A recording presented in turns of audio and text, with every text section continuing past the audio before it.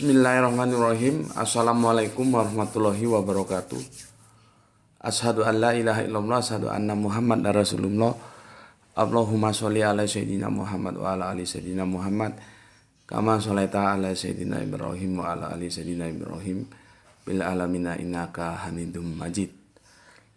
Alhamdulillah ya, kita sama-sama berdoa semoga semua kita dalam keadaan selalu sehat sehingga kita bisa melanjutkan kajian-kajian kita sebagaimana waktu-waktu yang lalu. Terima kasih kepada seluruh viewerku yang telah mendoakan kebaikan atasku ya. Begitu juga aku ucapkan semoga kebaikan doanya juga tercurahkan kepada yang mendoakan. Jadi kita saling mendoakan ya. Ngobrol pagi kali ini hari Selasa, jadi libur nggak ngopi. Puasa ya. Obrolan kita pagi ini ya, ini cerah. Alhamdulillah matahari bersinar ya, jadi agak sedikit hangat daripada waktu-waktu yang lalu. Kita akan menyerempet fikih, sesuatu yang sesungguhnya aku sangat berusaha untuk menghindari ya. Kita akan sekali-sekali bicara fikih tapi tidak terlalu fokus ke fikihnya, tapi ada hal-hal lain yang akan kita diskusikan dan itu akan menyangkut fikih. Aku itu sebenarnya tidak begitu suka membahas fikih karena apa ya? Di sana sangat terbuka probabilitas untuk saling mengajukan pendapatnya menurut argumentasinya masing-masing gitu ya. Jadi tidak bisa seperti akidah. Kalau akidah dia itu sempit ruangnya, hitam putih dia. Iman kafir jelas gitu. Kalau fikih itu ada beberapa pendapat dan kita harus saling mengakomodir nanti pendapat mana yang akan kita terima. Ya silahkan saja gitu. Seperti mazhab itu ya begitu. Itu tinjauannya lebih banyak kan ke fikih. Kalau bicara mazhab itu hampir 90% itu bicara fikih gitu ya. Kita kasih judul pagi ini ya, tajuknya adalah tutup mulut. Tutup mulut. Inspirasi kajian ini dari Dari kelompok kajianku ya. Jadi ada kelompok WA kajianku. Dan kami ngajinya itu kan setelah pada Jumat ya, sampai pada asar. Itu ada video di mana teman-teman berdiskusi di sana. Jadi aku membiarkan mereka diskusi itu tentang tutup mulut. Nah, tentang tutup mulut ya. Hati-hati ya tentang tutup mulut. Bagaimana cara memahami diksi tutup mulut ini ya. Jadi aku ingat kalau pepatah teman-teman Betawi itu kalau nggak salah itu begini. Nanti kalau ada yang dari Betawi papernya tolong kalau salah dibenarkan.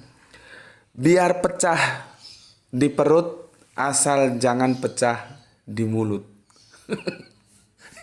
Ya, asik ya. Biar pecah di perut asal jangan pecah di mulut. Itu ada kata-kata begitu yang asik ya di antara pergaulan teman-teman Betawi.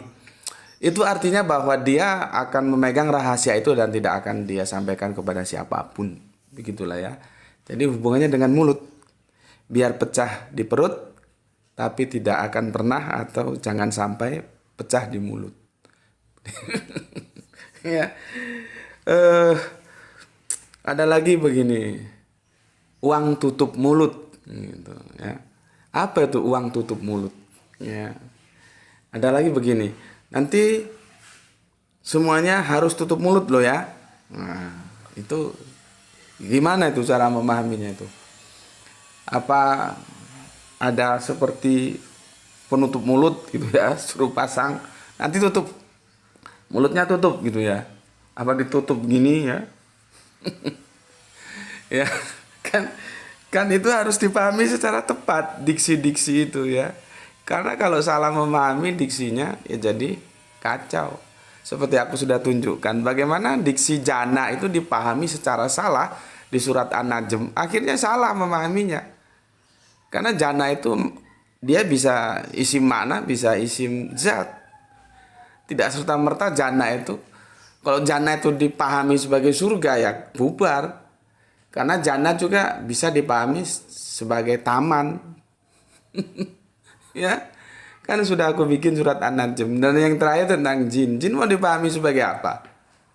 Kok dipahami hanya sebagai makhluk gaib yang diciptakan dari api ya bubar. Karena ada mana-mana lain gitu ya. Ya itulah contoh-contoh bagaimana supaya kita jeli memahami diksi dalam sebuah narasi.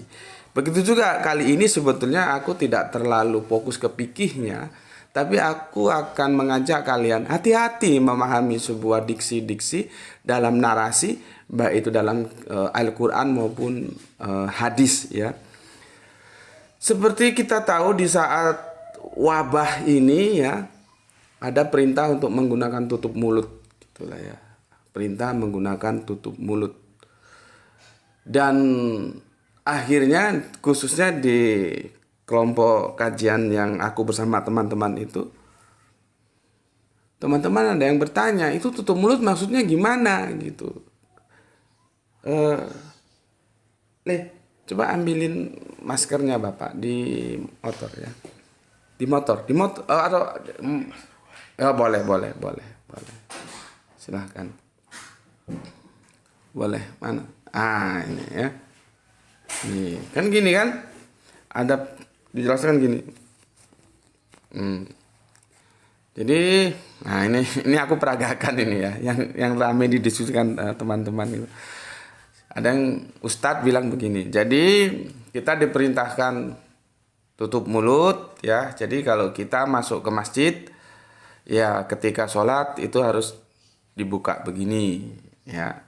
Nanti setelah sholat ditutup begini. Nah, jadi dua-duanya bisa kita laksanakan ya, perintah dari peraturan yang ada supaya kita nutup mulut. Nah begini.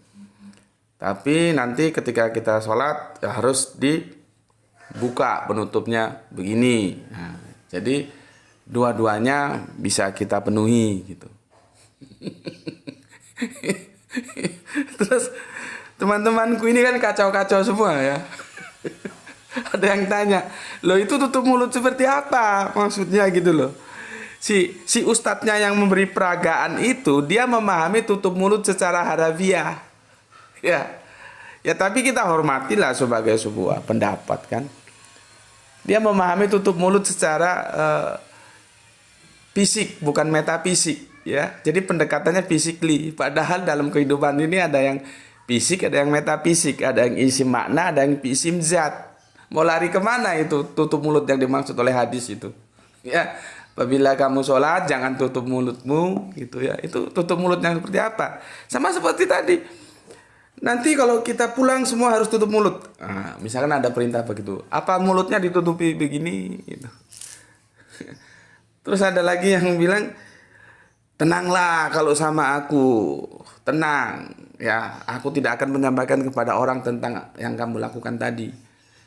Ya, biar pecah di perut tapi tidak akan pernah pecah di mulut. Nah, mulut itu dipahami apa? Kan harus hati-hati gitu ya. Sebetulnya mensikapi wabah, aku tidak dalam kerangka mengkritik, tapi aku dalam kerangka mengajak berpikir semuanya yang mau berpikir. Ya, semuanya yang mau berpikir. Ini menjadi fenomena yang sebetulnya tidak mengedukasi ya. Seharusnya itu harus ada yang memberikan penjelasan bagi mereka-mereka yang punya otoritas dalam ya, bagi mereka-mereka yang menjaga kesolehan lah ya, tokoh-tokoh agama ya, yang kalau dia ngomong mesti didengar, itu harusnya memberikan masukan yang benar, yang jelas, supaya ada langkah yang bisa kita tempuh itu secara tepat gitu loh ya. Kalau yang ngomong-ngomong seperti Gus Beti, seperti kita ini kan ya paling yang denger yang mau ya kita ini. Orang kita ini ya bukan siapa-siapa.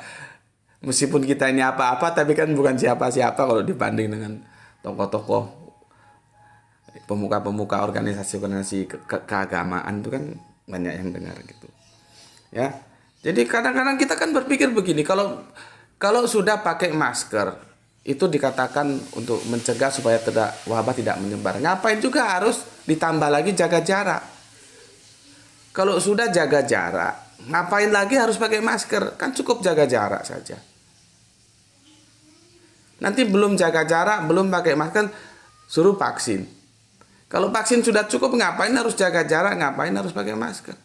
Kan, itu kan menjadi pertanyaannya kadang-kadang, gimana sih ya regulasinya ini? Ya, kalau memang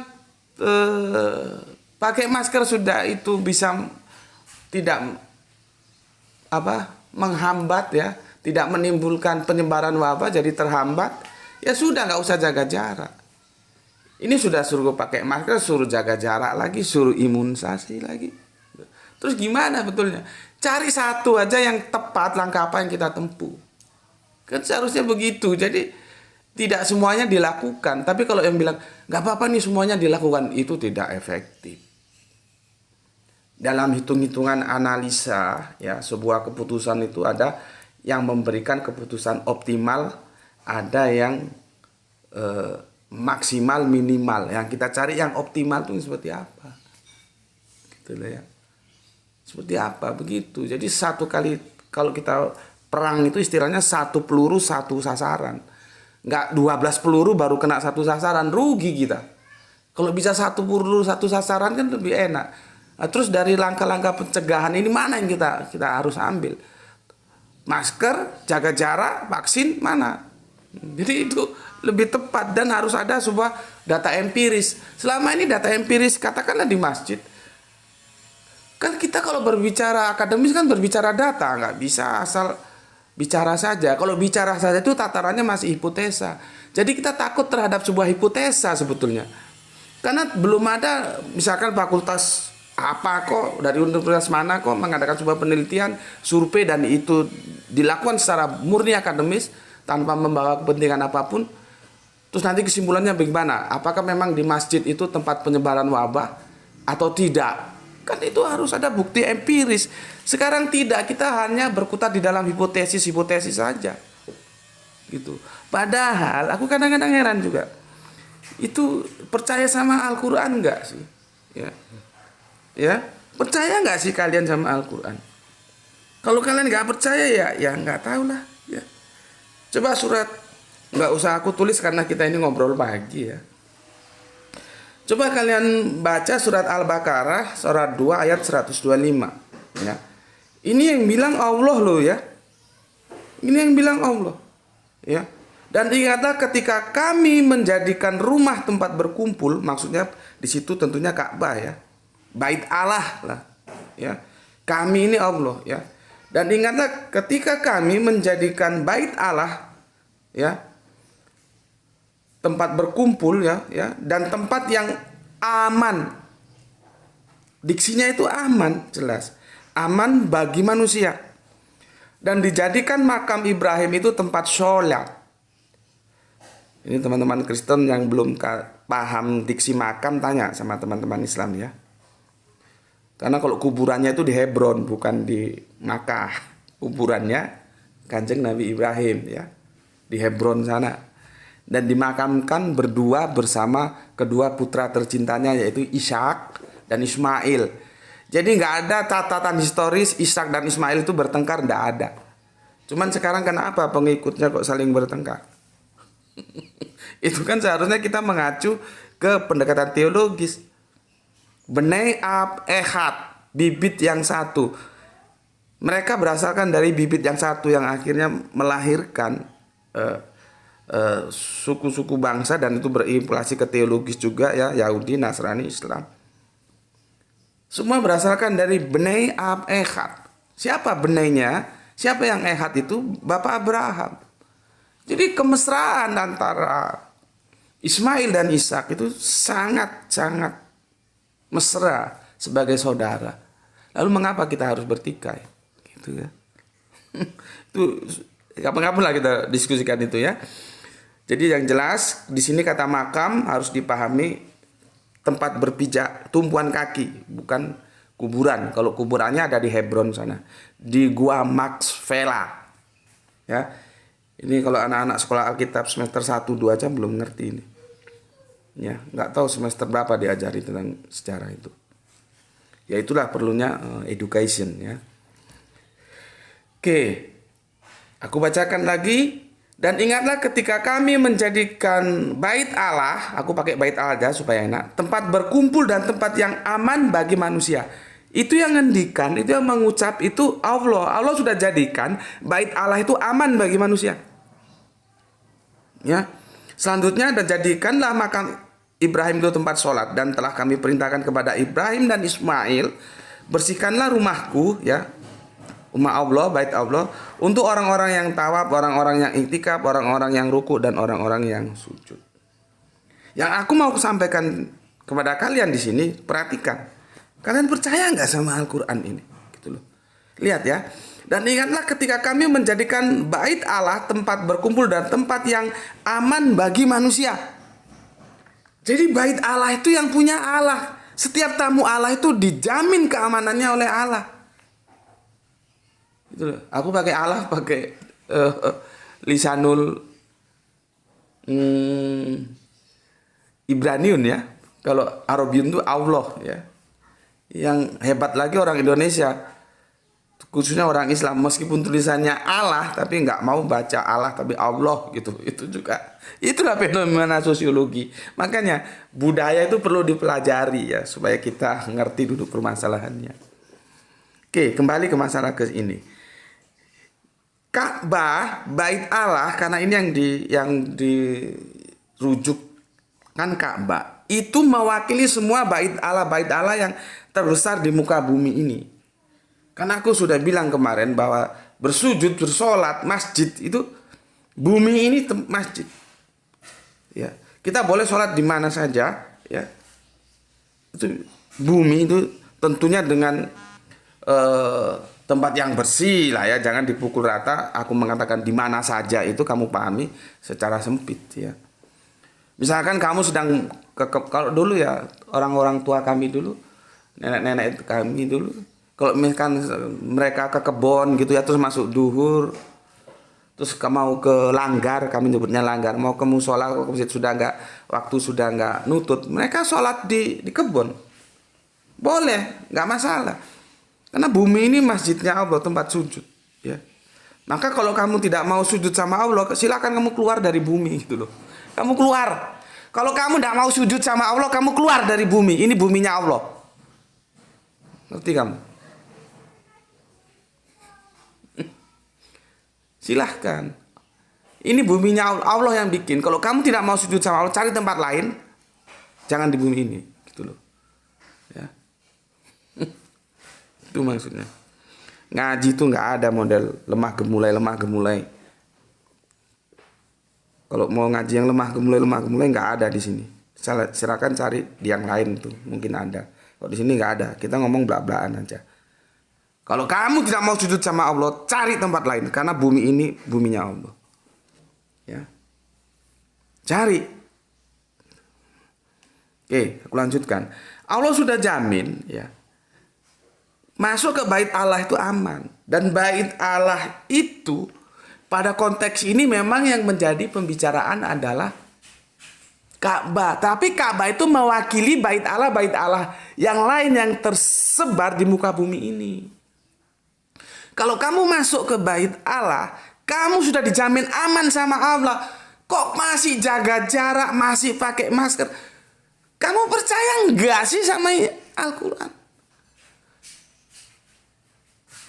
Nabi kita bilang kalau kamu sholat, rapatkan saf kamu, tambah jaga jarak. Pakai masker lagi. Seperti yang aku bilang tadi, kalau sudah cukup pakai masker, ngapain harus jaga jarak? Kalau sudah cukup jaga jarak, ngapain juga pakai masker? Kan kita kan jadinya bertanya-tanya. Sebetulnya metodologi yang tepat itu seharusnya ada pakar kesehatan, pakar wabah ngomong. Kita pakai cara satu ini aja tapi sudah lebih tepat daripada semua cara. Jangan semua cara dipakai. Gitu loh. Ya. Jadi sebetulnya kalau kita paham ini, sampaikan kepada tokoh-tokoh, apalagi ini yang namanya dalam rumah ibadah. Ya. Ini dalam rumah ibadah itu pendekatannya teologis bukan sosiologis. Dan sebetulnya sih seperti kita sudah mengkaji bahwa orang itu harus hidup dalam hukum Allah. Sosiologis itu pun sebetulnya semua harus tunduk terhadap hukum Allah. Apalagi ini teologis, ini di rumah bait Allah. Allah punya aturan. Kok mau dikalahkan oleh hukum sosiologis? Yang jaga jarak lah, yang pasang masker lah. Orang sudah Allah sudah jamin aman kok. Ini kan seharusnya tokoh-tokoh ulama siapa kok yang itu punya pengikut banyak dan didengar oleh stakeholder di negeri ini. Sampaikan dengan baik. Bicarakan, kita bisa duduk baik diskusikan. Ini aturan Allah, dia nggak bisa dikalahkan oleh aturan siapapun, gitu, ya. Oke. Jadi dalam konteks surat Al-Baqarah ayat 125 itu memang yang dibicarakan Ka'bah, ya, tetapi dia mewakili semua Ka'bah yang ada di muka bumi ini, baitullah yang ada di muka bumi ini. Karena itu rumah Allah, siapapun yang masuk ke rumah Allah, Allah jamin aman. Seharusnya kalau inilah makanya ngaji itu paham gak dengan apa yang dibaca. Kalau kemarin ngaji, sekarang ngaji, besok ngaji, ngajinya hanya dari itu ke itu aja tanpa berusaha memahami, ya lewat. Coba kalau paham sama ini, aman, Allah sudah jamin aman. You masuk rumah, kalau bahasa pasarannya, you jadi tamu gue, you ke rumah gue, maka semua tentang lu itu jaminan gue. Keamanan lu itu jaminan gue. Tidak boleh ada satu rambut pun rontok dari kepala lu, karena itu jaminan gue. Lu tamu gue, gue jamin kehormatan lu. Gampangnya kalau bahasa manusia itu begitu. Karena tamu itu adalah kehormatan bagi yang tuan rumah. Maka semua aspek yang ada selama dia masih jadi tamu itu tanggung jawab yang tuan rumah. Itu manusia, apalagi ini Allah, dan Allah sendiri janji aman, masih nggak percaya. Ya opo kon niku rek, bagaimana kalian itu? Ya. Oke. Sekarang aku akan menukil dua hadis, ya, hadis dari Abu Hurairah. Yang satunya juga hadis dari Abu Hurairah. Cuman yang satu kolektornya Abu Daud, yang satunya Ibnu Majah. Ya. Ini seperti kita bicara hadis yang kemarin, hadis apa ya? Hadis tentang yang katanya Kanjeng Nabi Isa mau turun lagi terus menjadi hakim yang agung terus dulu dipotong gitu ya.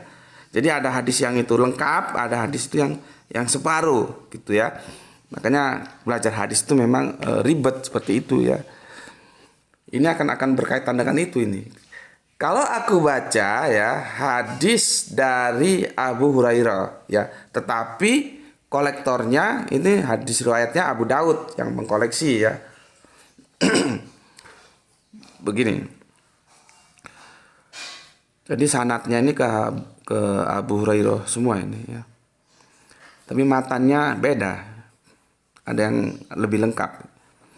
Aku baca yang dikoleksi oleh Abu Daud. Sesungguhnya Rasulullah melarang sadel. Ini bacanya sadel ya, sadel. Menjulurkan pakaian. Jadi sadel itu menjulurkan pakaian di dalam sholat dan melarang seseorang menutupi mulutnya. Ya, hadisnya ada nih. Menutupi, jadi nggak boleh menutupi mulutnya. Cuman aku cari edisi Arabiunnya nggak ketemu ini. Karena terjemahannya bener nggak ini? Menutupi dengan menutup itu beda nggak? Itu sepertinya 11-12 beda-beda tipis. Tapi kalau kita bisa keliru, karena ada kesan kalau menutupi itu dia sudah lebih condong kepada ada benda lain yang digunakan untuk menutup. Ya, tapi kalau tutup mulut, menutup mulut, nah itu beda lagi, belum tentu. Jadi yang menutupi itu cenderung ke fisik, tapi ketika menutup itu metafisik dia. Begitu ya. Tapi itu nanti kita lalui lah, itu bisa kita atasi kok ya. Karena nanti ada dalil Al-Quran yang lebih menguatkan. Sebetulnya menutup itu harus dipahami seperti apa gitu ya. Aku baca sekali lagi dari Abu Hurairah radhiyallahu anhu ya. Sesungguhnya Kanjeng Nabi melarang sadel ya. Ini bacanya sadel lah ya, begitu ya. Enggak tahu aku ini. Kalau salah mohon dikoreksi ya. Yaitu menjulurkan pakaian ya, di dalam sholat dan melarang seseorang menutupi mulutnya. Hadis riwayat Abu Daud. Yang perlu kalian perhatikan, sandalnya tidak usah diperhatikan, kita fokus ke menutupi mulutnya ya. Kemudian masih dari sanad yang sama tapi matannya kurang lengkap. Ini diriwayatkan oleh Ibnu Majah. Ini Rasulullah Kanjeng Nabi melarang seseorang menutup mulutnya ketika sholat. Nah, yang ini menutup, yang tadi menutupi, ini menutup. Dan yang lewat Ibnu Majah itu tidak menjelaskan tentang sadel, tentang menjulurkan pakaian. Dia fokus berbicara tentang Rasulullah atau Kanjeng Nabi melarang seseorang menutup mulutnya ketika sholat. Jelas ya, menutup mulut. Pertanyaanku, kalian akan memahami menutup mulut itu seperti apa? Ini sebetulnya aku tidak terlalu begitu tertarik masalah kepikihnya ya, tapi aku akan mengingatkan kepada kalian, bahasa itu harus dipahami secara cermat, dan salah satu kunci memahami bahasa itu kita harus banyak belajar sastra. Al-Quran itu bahasa sastra itu. Nilai-nilai sastranya itu sangat tinggi. Meskipun dia tidak bisa terus dikatakan bahwa ini kitab sastra ya, tentunya tidak. Aku yang katakan bahasa yang digunakan. Begitu juga Al-Quran itu menjelaskan tentang sains kemarin, tentang kejadian langit dan bumi. Ada lagi nanti bagaimana proses janin dalam kandungan.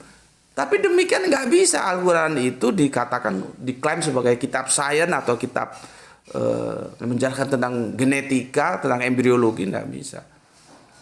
Ya, Al-Quran adalah panduan kehidupan kita, begitu aja, wis.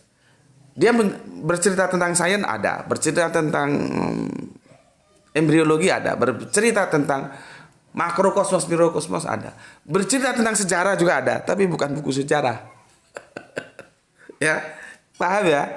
Oke. Jadi pemahaman kita tentang bahasa itu akan membantu untuk memahami apa itu Al-Quran, apa itu hadis. Nah, sekarang seperti ini, dua hadis dilarang dalam sholat kita, yang satu menutupi, yang satu menutup mulut. Pertanyaanku, menutup mulut seperti apa harus dipahami ini? Apakah secara harafiah atau metafor?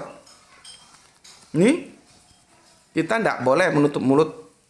Bahkan kalau sholat harus begini. Allah Akbar. Apa begitu? Kalau begini tidak boleh. Ini menutup mulut. Gitu. Sebetulnya untuk bahas ini kita kalau punya data itu lebih enak. Tapi kan masalahnya kita tidak punya data, dan itu sangat sulit dicari. Aku tadi sudah googling nggak ketemu juga. Kita lari ke prospek sosiologis, antropologis, budaya bangsa Arab saat itu, di kehidupan Kanjeng Nabi. Mereka sudah kenal tutup mulut yang namanya masker seperti ini belum?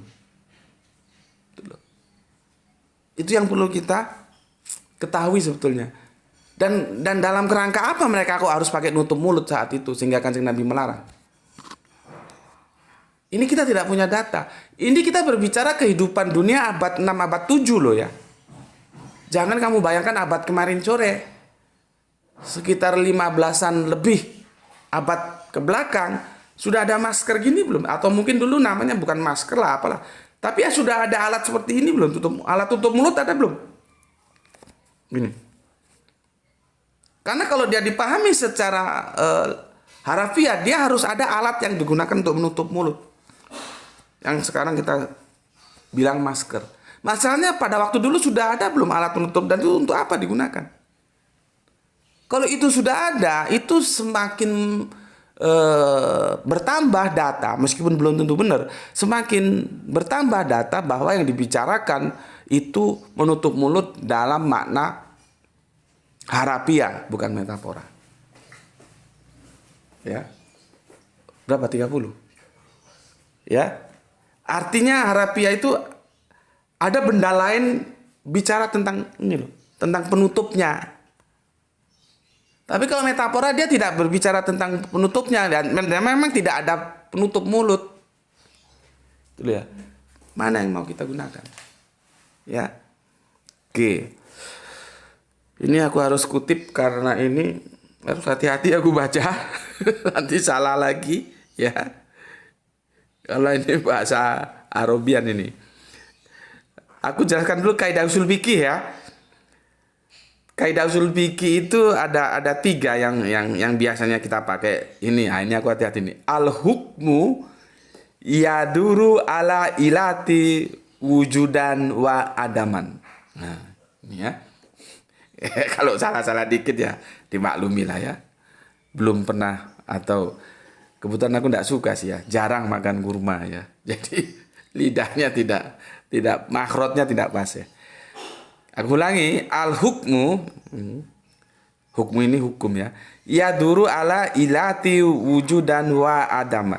Artinya bahasa terjemahan lepasnya itu begini, hukum itu sangat tergantung dengan ilat atau alasan dan atau situasi kondisi yang melatar belakanginya.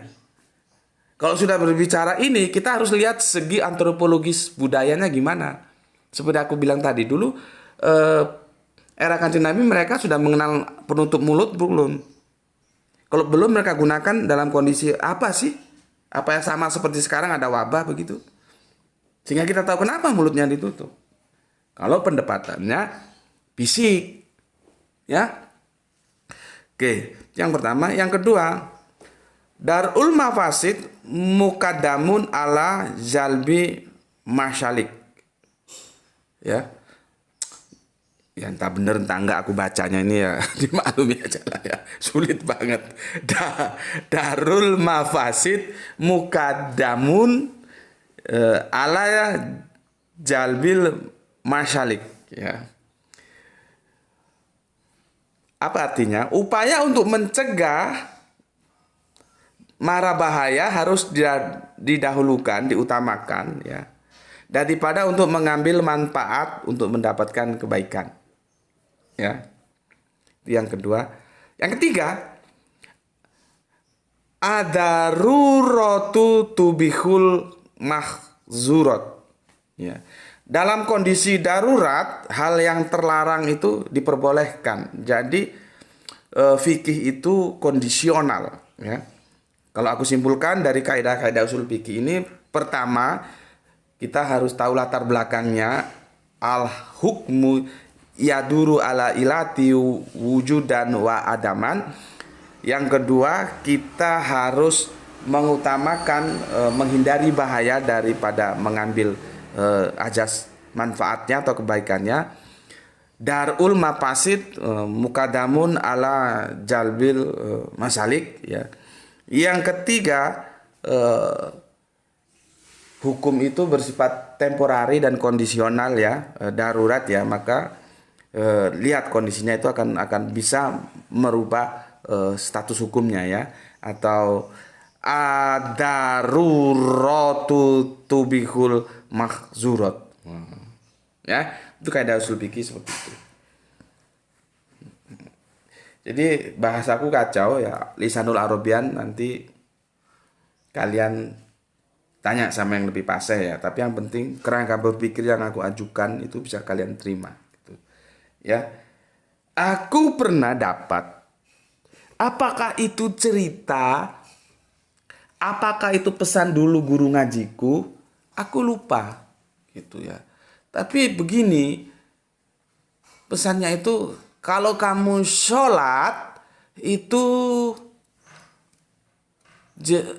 Jadi kamu harus seperti orang berbisik gitu loh. Nggak boleh keras-keras, nggak boleh diem. Ya, jadi seperti kita ngomong sendiri. Kita ngomong berbicara terdengar dan omongan kita dengar seperti berbisik gitu. Aku kalau sudah ini ingat sama bapak dan almarhum mama ya.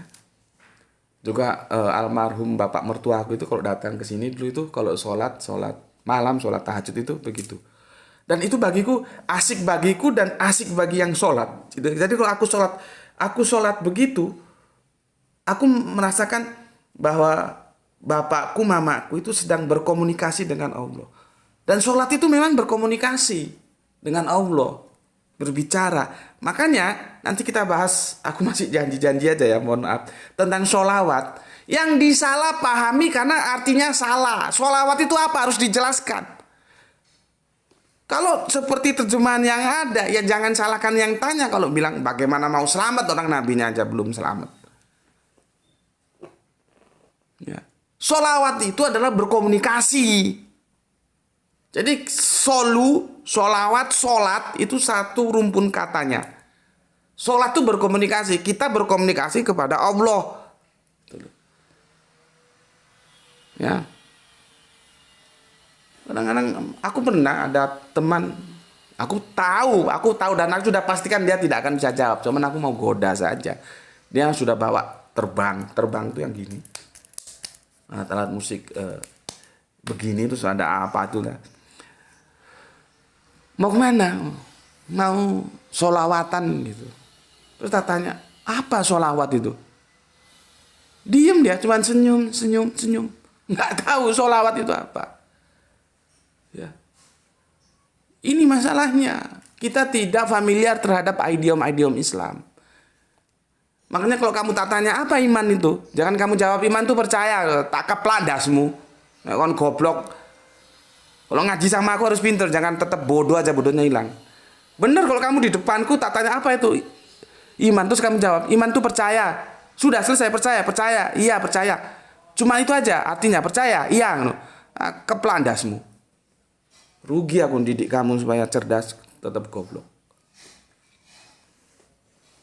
Mengerti? Jadi orang Islam itu harus familiar dengan idiom-idiom Islam.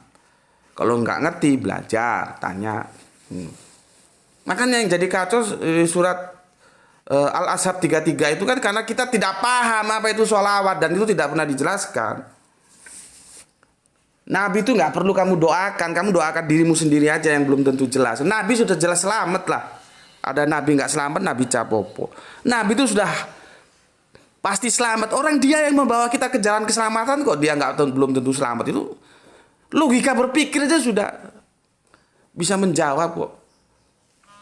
Ngapain kamu doakan Nabi? Kamu doa untuk diri kamu sendiri supaya bagaimana? Supaya seperti Nabi. Nabi selamat, dan kamu mau ingin selamat, berdoa kamu supaya selamat. Ya.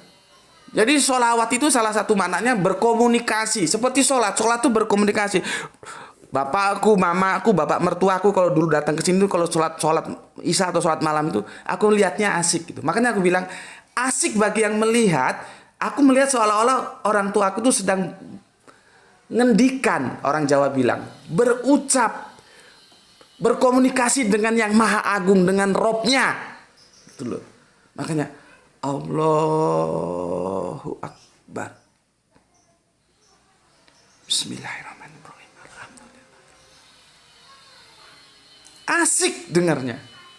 Allahu Akbar. Qul huwallahu ahad, Allahu samad. Asik dengarnya. Dan itu sedang berkomunikasi gitu loh. Aku yang melihat asik, aku sendiri kalau melakukan itu asik itu loh. Kan jelas katanya Kanjeng Nabi, kalau kamu sholat, Allah itu kamu anggap ada di depanmu. Kalau kamu nggak bisa lihat bahwa Allah yang melihat kamu, tinggal pilih mana saja. Jadi berkomunikasi, sholat itu berkomunikasi, sholawat itu berkomunikasi. Terus kon berkomunikasi, mulutmu, cangkemmu mbok tutup.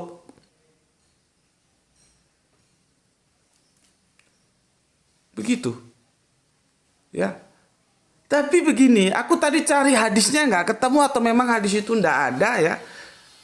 guruku itu apa dulu masih sering disampaikan yang ngajari ngaji aku itu, kalau sholat itu seperti berbisik suaranya. Kamu mendengar suaramu, nggak boleh diem membaca itu, karena kita sedang berkomunikasi. Ya, kita sedang berkomunikasi. Jadi nggak boleh diem. Setelah aku cari hadisnya tidak ketemu, dan kalau kalian ketemu tolong aku kasih tahu gitu ya. Aku menemukan sebuah penjelasan di dalam Al-Quran, dan menurutku ini lebih kokoh tentunya. Kalian bisa buka di surat Al-Isra ya, surat ke-17 ayatnya yang ke-110. Bismillahirrahmanirrahim. Ya. Qulidulloha awidurrahman ayam matadu fa lahul asmaul husna wa, dan ya, wa latazhar bisolatika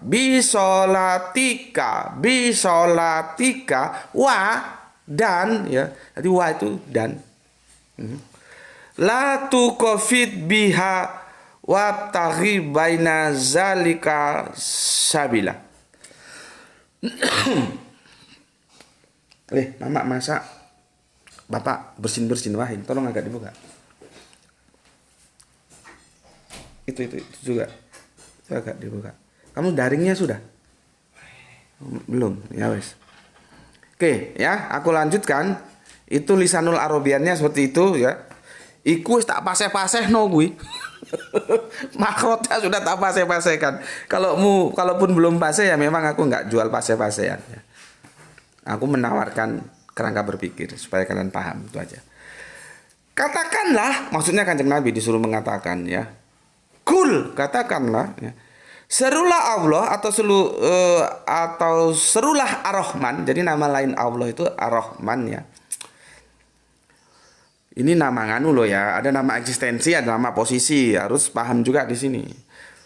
Serulah Allah atau serulah Ar-Rahman ya, dengan nama yang mana saja yang kamu dapat menyeru, karena dia mempunyai nama-nama yang terbaik atau asmaul husna. Ya. Oke, dan ini yang perlu aku sampaikan ke kalian. Dan janganlah engkau mengeraskan suaramu dalam sholat, dan jangan pula merendahkannya, dan usahakanlah jalan tengah di antara kedua itu. Perhatikan, otakmu buka supaya kecerdasanmu bertambah. Kalau ngaji sama Gus Meti jangan goblok saja, cerdas ya. Dengarkan, janganlah engkau menegaskan suaramu dalam sholat, dan jangan pula merendahkannya, dan usahakan jalan tengah di antara kedua kita. Dalam sholat suara kita tidak boleh tinggi, nggak boleh rendah, tapi optimal. Tidak boleh maksimal, tidak boleh minimal. Itu yang gue bilang tadi, optimal. Yang tengah-tengah, yang mungkin ketika aku dijelaskan kepada guru ngajiku itu ya, yang aku belum temukan hadisnya apa, kalau itu hadis atau gimana, itu yang dimaksud dengan berbisik. Jadi cangkemmu, mulutmu kalau sholat jangan mingkem gini. Berucap, karena sholat itu berkomunikasi. Sholat itu berkomunikasi dengan Engkang Maha Agung, dengan Yang Maha Agung. Kamu sedang berkomunikasi. Nek gampangnya inilah, kalau kamu nggak ngerti juga. Sedang berdialog. Sedang berdialog antara kita dan Allah, gitu loh, ya. Tapi jangan dialog terus kamu pahami sebagai sahur manuk. Orang Jawa bilang itu sahur manuk itu saling apa ya, sahur manuk gitu, seperti berbalas pantun gitu loh. Ya, tentunya bukan begitu. Ya, dialog itu artinya ada yang pihak lain. Yaitu apa? Allah yang Maha Agung. Kita sedang berdialog, sedang berkomunikasi kepada Zat yang Maha Agung, yaitu Gusti Allah, yang daripadanya lah kita hidup dan mati akan ada di tangannya. Yang ibadah itu hanya boleh dipersembahkan kepadanya. Itu yang sering aku bilang, Gusti Allah ingkang Maha Agung. Berdasarkan surat Al-Isra ayat 17, nomor suratnya 110. Kebalik ya. Quran surat Al-Isra nomor ayatnya 110 gitu maksudku ya. Qurannya Quran Al-Isra-nya itu nomor 17 ya. Quran surat Al-Isra nomor 17 ayatnya 110. Mohon dimaafin ngomong kadang-kadang terlalu semangat kebolak-balik ya. Itu juga sebetulnya ada positifnya, ambil positifnya bisa. Kalian lebih hati-hati. Jadi setiap pembicaraanku diperhatikan, ini salah nggak ngomongnya. Ya, kalau gitu kan kalian memperhatikan ya. Ya, dari ayat 110 suratnya 17 dibacakan ya, atau aku bacakan. Janganlah engkau mengeraskan suaramu dalam sholat, dan jangan pula merendahkannya, dan usahakan jalan tengah di antara keduanya, atau yang aku bilang berbisik. Pertanyaanku, jawab. Itu mulutnya ditutup atau dibuka? Coba. Supaya ini akan mendorong kamu untuk memahami yang maksud hadis itu jangan tutup mulutmu itu apa, jangan begini. Gitu loh. Terus yang boleh begini. Begitu. Al-Quran tidak membimbing kita kepada sebuah pemanaan. Menutup mulut itu tidak dalam rangka berbicara secara secara fisik. Tapi dia berbicara metafisik. Seperti tadi, uang tutup mulut. Bukan dikasih uang terus untuk nutup mulutnya begini. 10.000 atau 10.000 sekarang untuk apa? Nah, ini ada uang ini. Uang tutup mulut. Aku kasih uang tutup mulut ya. Jangan ngomong-ngomong. Ini uang tutup mulut ini. Kon goblok.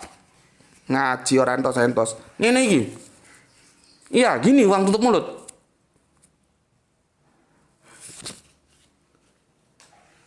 Makanya aku barangkali kalian belajar sastra supaya cakrawala kalian ya tentang bahasa itu tidak kuper, tidak terjebak.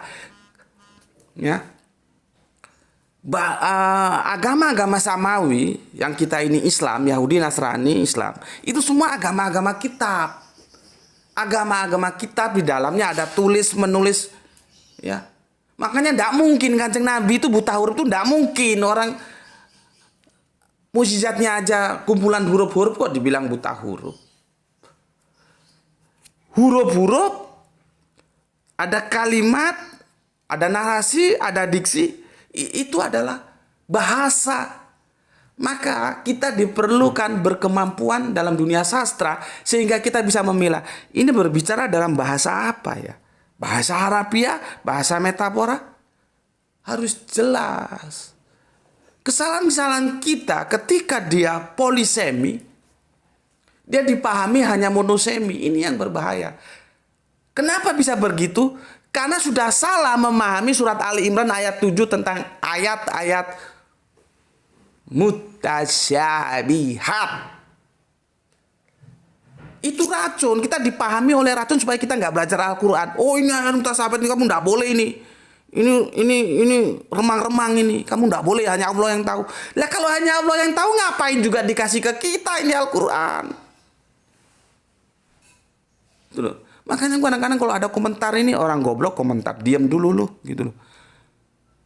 Oh nggak boleh bahas ini ayat mutasyabihat nggak boleh dibahas. Payah deh. Oke ya, sudah berapa lama Le? Sudah 49. Mauku tadi maksimal 30 menit ternyata tidak bisa. Aku kira sudah cukup paham ya bagaimana cara memahami tutup mulut ya. Yang itu disampaikan dalam hadisnya Kanjeng Nabi, bagaimana cara menutup mulut itu ya. Maka kalian berdasarkan Quran surat Al-Isra 17 ayat 110, kalau yang belum tahu dan sekarang sudah tahu, nek sholat cangkemmu aja mbok tutup, mulutmu kalau sholat jangan ditutup. Cari yang optimal antara yang maksimal dan minimal. ya seperti berbisik gitu. Bismillahirrahmanirrahim. Alhamdulillah. Kamu seolah-olah sedang berhadapan dengan Allah dan Allah ada di hadapan. Kalau kamu nggak bisa melihat Allah, ya kamu memang tidak bisa, maka Allah lah yang melihat kamu dan terjadi komunikasi. Sholat itu komunikasi. Ya, makanya karena kita berkomunikasi, cangkemmu ojo mbok tutup, mulutmu jangan ditutup. Itu maksudnya. Seperti orang berbisik. Ya. Oke. Sebelum aku tutup acara ini, ya. Seperti tadi, karena nanti aku juga akan bahas fikih tentang musik. Ya. Dan aku sebetulnya tidak tertarik bahas itu, tetapi karena yang minta ini saudara kita, sepertinya dia Yahudi atau Nasrani. Karena dia sering mengutip kitab-kitab Yahudi dan membahas secara bagus ya, perjanjian lama itu. Begitu juga literasi huruf-huruf Ibraninya bagus. Aku tidak tahu, yang jelas dia sepertinya antara Yahudi dan Nasrani. Dia minta supaya aku bahas tentang musik. Karena dia yang minta, jadi aku tertarik. Nanti kembali fikih juga itu. Oke, untuk kali ini aku sampaikan sebetulnya masalah fikih itu sudahlah tanya kepada para fuqaha yang lebih paham, tapi aku punya pendapat seperti itu. Dan itu bukan menu utama yang aku mau sampaikan ke kalian sebetulnya. Pesan yang mau aku sampaikan sebetulnya adalah hati-hati dalam memaknai setiap diksi, baik di dalam Al-Quran dan Al-Hadis. Karena diksi itu ketika salah kau pahami, maka melesetlah kamu dalam memahami pesan apa yang akan disampaikan ke kita, dan kita harus berlaku seperti apa. Karena idealnya kita harus berlaku seperti apa yang dipesankan. Kalau pesannya itu tutup mulut, itu maksudnya jangan begini, tapi harus begini. Bismillahirrahmanirrahim. Terus kamu pahami tutup mulut itu begini, kan jadi nggak ketemu jalan gitu ya. Oke, itu dari aku. Selamat beraktivitas, semoga Gusti Allah Agung melimpahkan kesehatan dan rezeki yang banyak, yang barokah kepada kalian semua. Dan kalau sudah banyak rezeki, jangan lupa ya, tolong agama Allah ya. Dan berikutnya, mari kita ucapkan kepada siapa saja saudara-saudara kita yang sudah mengambil peran dalam dakwah ini di channel ini ya, baik itu lewat gerakan anti skip, baik itu yang ada kelapangan rezeki, menyumbangkan dalam infak dakwah. Semoga semua yang mereka lakukan itu dicatat Gusti Allah Agung sebagai catatan langit ya, menjadi catatan langit amal kesolehan atas mereka dan atas keluarga mereka. Dan kita sudah sepantasnya berterima kasih kepada mereka, karena lewat mereka itulah ya, channel ini masih bisa ambekan. Kalau orang Jawa bilang bisa ambekan, bisa bernapas, artinya bisa hidup ya. Oke, dan berikutnya aku perintahkan untuk kalian, silahkan di-share ya kajian-kajian di sini, baik yang lama di-share, semua di-share. Tetapi jangan jangan diunduh ya. Linknya aja di-share, silakan. Boleh. Kalau kemarin kan ada yang tanya, sekarang aku jawab. Boleh, silakan di-share linknya, tapi ya jangan diunduh, jangan di-download, jangan ya. Karena kita perlu viewersnya. Silakan di-share ya, dan anti skip ya. Jadi biarkan iklan itu terus berjalan, karena dari situlah kita mendapatkan kontribusi, sehingga kajian-kajian ini masih bisa tetap berjalan. Oke, itu dari aku. Bismillahirrahmanirrahim. Alhamdulillahirabbil alamin.